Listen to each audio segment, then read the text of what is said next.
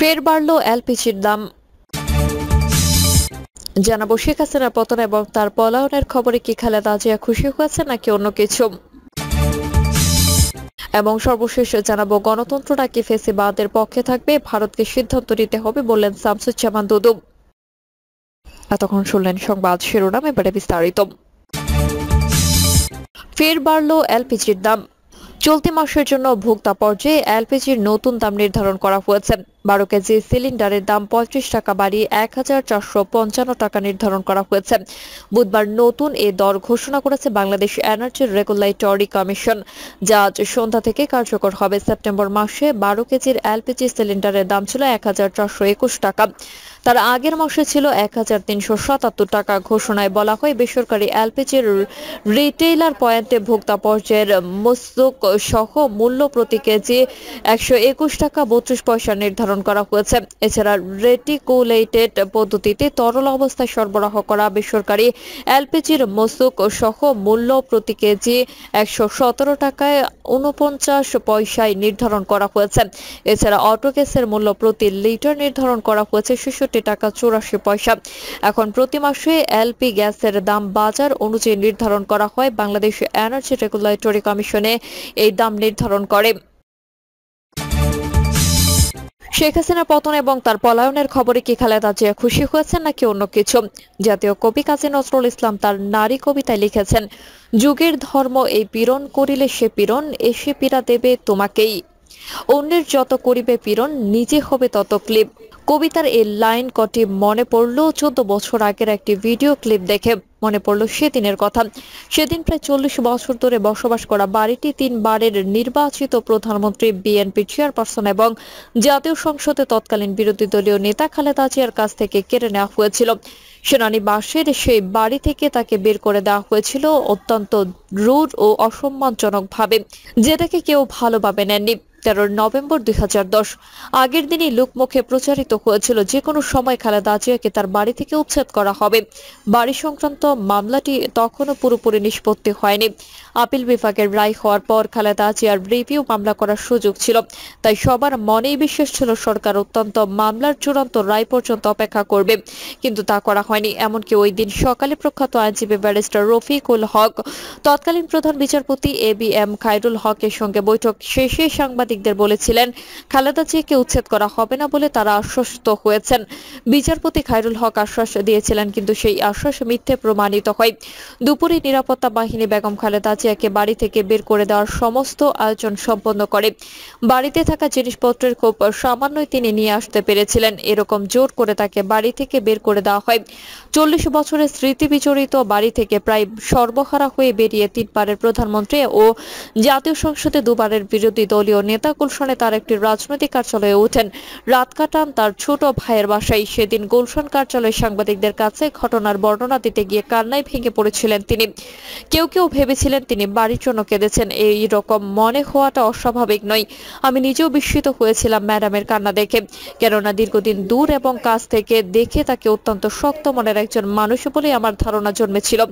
রাজনীতি কিংবা রাষ্ট্র পরিচালনা করতে এসে ব্যক্তিগত দুঃখের কথা জনসম্মুখে প্রচার করে তাকে কখনো আবেগাপ্লুত হতে দেখিনি, কিংবা কান্নাজড়িত কণ্ঠে নিজের কষ্টের কথা বলে জনগণের সহানুভূতি অর্জনের চেষ্টাও তিনি কখনো করেননি। জনসম্মুখে 3 বার দেশবাসী খালেদা জিয়াকে কাঁদতে দেখেছে। 2008 সালের 11 সেপ্টেম্বর 111 সরকারি জেলখানা থেকে মুক্তি পেয়ে বিএসএমএমইউ পিজি হাসপাতালে চিকিৎসাধীন পুত্র তারেক রহমানকে দেখতে গিয়ে অজুড়ে কেঁদেছিলেন মা খালেদা জিয়া। দ্বিতীয়বার কেঁদেছিল অপমানজনকভাবে তার বাড়ি থেকে উচ্ছেদ হওয়ার পর 2010 সালে, আর তৃতীয়বার কেঁদেছিলেন 2015 সালে 5 ফেব্রুয়ারি নারী ছেঁড়া ধন ছোট ছেলে আরাফাত রহমান কোকোর লাশ জড়িয়ে ধরে। চোখের সামনে জওয়ান ছেলের নিথর দেহ দেখা একজন মায়ের জন্য কতটা দুঃসহ তা বলে বোঝানোর দরকার পড়ে না। আসলে খালেদা জিয়া ওই দিন বাড়ি হারানোর জন্য কাঁদেননি, তিনি তো জানতেন বাড়িটি সরকার তাকে বসবাস করতে দিয়েছে, ইচ্ছে করলে সরকার তা ফেরত নিতে পারে। তাকে যতটুকু জানি তিনি বাড়ির জন্য নয়, কেঁদেছিলেন অসম্মানজনকভাবে তাকে বের করে দেওয়ার কষ্টে। সেরকম অপমানজনক পদ্ধতিতে তাকে বাড়ি থেকে বের করে দেওয়া হয়েছিল। প্রচন্ড আত্মমর্যাদা বোধ সম্পন্ন খালেদা জিয়া তা মেনে নিতে পারেননি, আর সেটাই ছিল তার মর্মপীড়ার কারণ। চোখ মুছতে মুছতে তিনি বলেছিলেন, দীর্ঘদিনের সংসারের মালামাল রেখে আমাকে আজ এক কাপড়ে বাড়ি থেকে বের হয়ে আসতে হলো। বেডরুমে দরজা ভেঙে রীতিমতো টেনে হিঁচড়ে আমাকে তারা আমাকে বের করে দিয়েছে। তিনি বলেছিলেন, আমি কার কাছে বিচার চাইবো, এর বিচারের ভার আমি আল্লাহ ও দেশবাসীর উপর ছেড়ে দিলাম। খালেদা জিয়ার সেদিনের সেই কান্নার হৃদয় স্পর্শ করেনি এমন মানুষ খুব কমই আছে। অনেকে বলেছিলেন ওই বাড়িতে খালেদা জিয়ার বসবাস যদি আইনানুগ নাও হয়ে থাকে তবু স্বেচ্ছায় বাড়িটি ছাড়ার জন্য তাকে আরো সময় দেওয়া যেত। বিশেষত ব্যারিস্টার রফিকুল হকের আশ্বাসের পর, যেটা তিনি তৎকালীন প্রধান বিচারপতি খায়রুল হকের বরাতে দিয়েছিলেন, খালেদা জিয়া নিশ্চিন্ত ছিলেন সেদিন উচ্ছেদ করা হবে না। হয়তো আরো সময় পাওয়া যাবে, কিন্তু সেই সময় তাকে দেওয়া দূরের কথা, নিজের ব্যবহার্য সামগ্রী পর্যন্ত আনতে দেওয়া হয়নি। সেনা পরিবারের সদস্য হওয়া সত্ত্বেও সেদিন খালেদা জিয়া এতটুকু সম্মান সহানুভূতি পাননি ক্যান্টনমেন্ট বোর্ডের কাছ থেকে। জাতীয় সংসদে বিরোধী দলীয় নেতা হওয়া সত্ত্বেও সরকার তার মর্যাদার দিকে তাকায়নি। সেই ঘটনার 14 বছর পর আমরা আরেকটি গৃহত্যাগের ঘটনা প্রত্যক্ষ করলাম। এবার যিনি ঘটনার শিকার, তিনি 14 বছর আগের ঘটনার প্রধান নেপথ্য কুশীলব সাবেক প্রধানমন্ত্রী খালেদা জিয়ার ইচ্ছা ও ইশারা ছাড়া কর্তৃপক্ষ যে খালেদা জিয়াকে উচ্ছেদ করেনি সে কথা একজন বালকও বোঝে। কিন্তু এবার শেখ হাসিনা তার চেয়ে অসম্মানজনক ভাবে বাসভবন শুধু নয়, দেশে ত্যাগ করতে বাধ্য হয়েছেন। আর এর পেছনে খালেদা জিয়ার কোনো ভূমিকা নেই।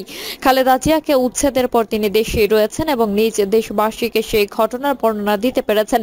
কিন্তু শেখ হাসিনার বিদায় এমন ভাবে সম্পন্ন হয়েছে, রীতিমতো তাকে সবার অলক্ষ্যে বাসভবন থেকে হেলিকপ্টারে চড়ে দেশ ত্যাগ করতে হয়েছে। সহজে বাংলায় বলা যায়, জীবন বাঁচাতে তিনি পালিয়ে গেছেন। ইচ্ছে থাকা সত্ত্বেও যাওয়ার আগে তিনি তার প্রিয় দেশবাসীর উদ্দেশ্যে কিছু বলেও যেতে পারেননি।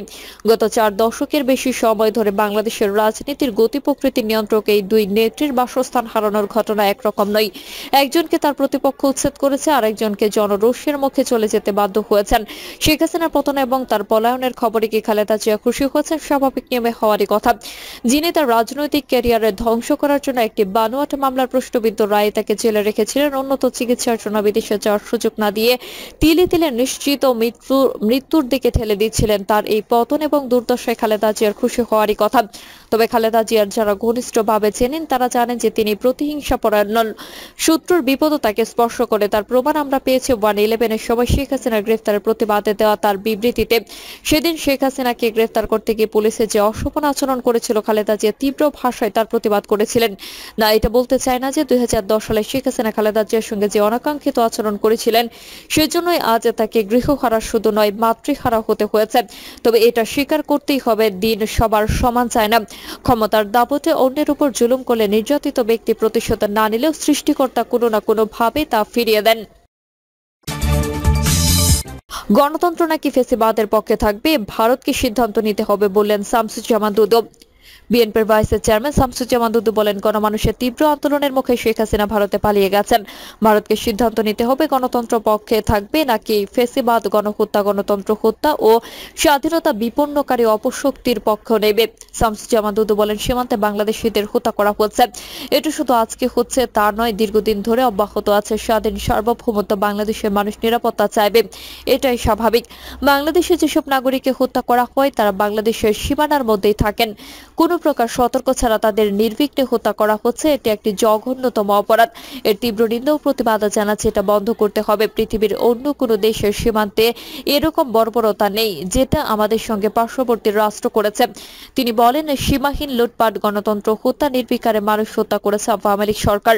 গত 1.5 বছর ধরে নয়, গত 16 বছর ধরে আওয়ামী লীগের প্রধান শেখ হাসিনার নেতৃত্বে বিএনপি নেতাকর্মী সহ যারাই অধিকার আদায়ের কথা বলেছেন তাদের হয় গুম করেছে, তা না হলে হত্যা করেছে, মামলা দিয়েছে। তারা বাংলাদেশের ব্যাংক থেকে এত টাকা সরিয়েছে যে বিশ্বে অন্য কোনো রাষ্ট্রে, অন্য কোনো রাজনৈতিক দলের এমন নজির নাই।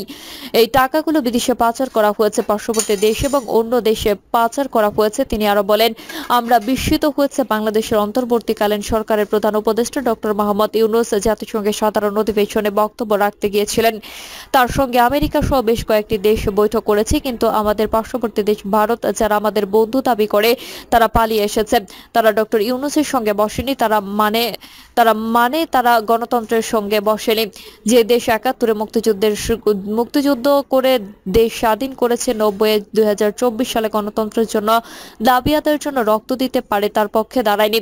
অর্থ লুটপাটকারীদের হুঁশিয়ার করে সাবেক সংসদ সদস্য বলেন, বাংলাদেশে থেকে অর্থ লুটপাট করে যারা বিদেশে পাচার করেছে সেই টাকা যেখানেই থাক, সাগরের নিচে অথবা শেখ পরিবারে অথবা আওয়ামী লীগের কোনো নেতাকর্মীর কাছে, ভালোই অন্তর্বর্তীকালীন সরকারের কাছে এই টাকা ফেরত পাঠান।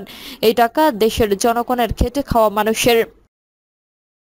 প্রিয় দর্শক, এই ছিল এখনকার সর্বশেষ সংবাদ। আপডেট সব সংবাদ পেতে চ্যানেলটি সাবস্ক্রাইব করে বেল আইকনটি ক্লিক করে রাখুন।